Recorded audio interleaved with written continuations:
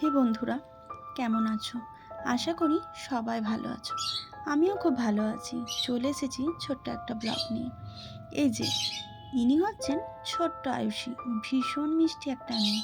আমার সাথে ওর প্রথম দেখা, কিন্তু দেখো, কেউ বলবে না ওর আমার প্রথম আলাপ। এতটা আপন করে নিয়েছে, তোমরা দেখেই বুঝতে পারছো। অনেকটা সময় কাটলো একসাথে।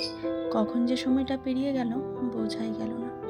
কখনো কখনো নিজেকে সময় দেওয়াটাও ভীষণভাবে জরুরি, কারণ নিজেকে ভালো রাখার দায়িত্বটা নিজেকেই নিতে হয়।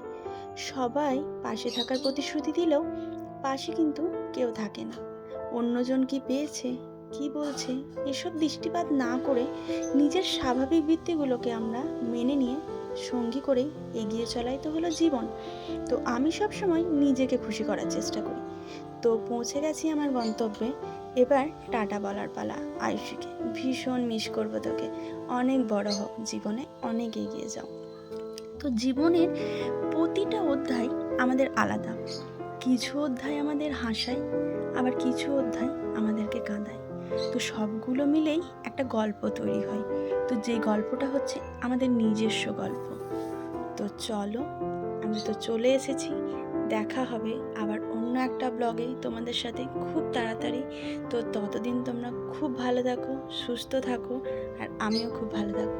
তো চলো, টাটা, ভালো থেকো।